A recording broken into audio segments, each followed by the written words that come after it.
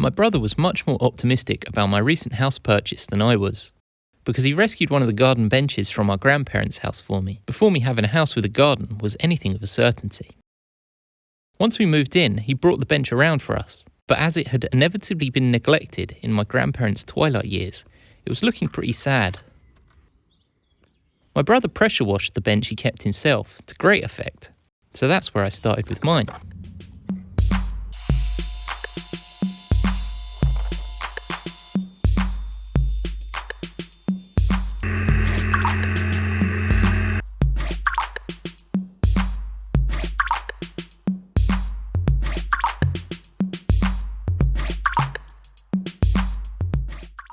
As satisfying as the pressure washing was, lots of sanding was necessary afterwards.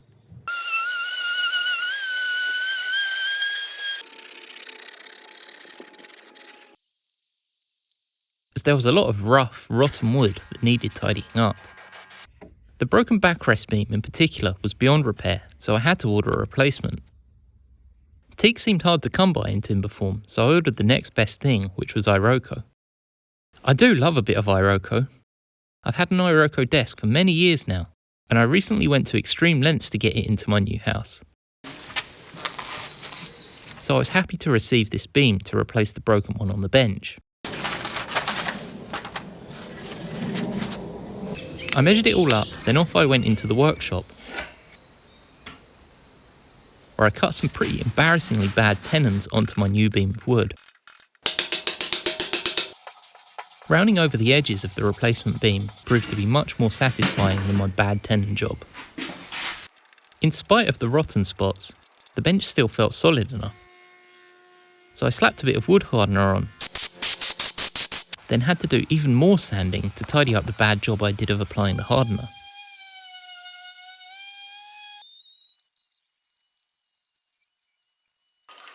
A bit of dismantling was required to be able to fit the new beam in.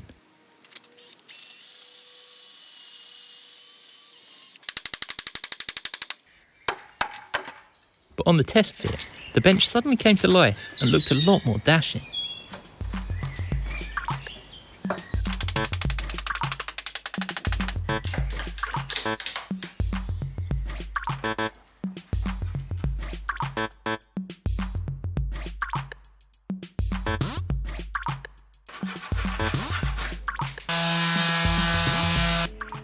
As my dodgy joints fit together well, I glued it up and cleaned up the dust, and it was finally ready for re-oiling.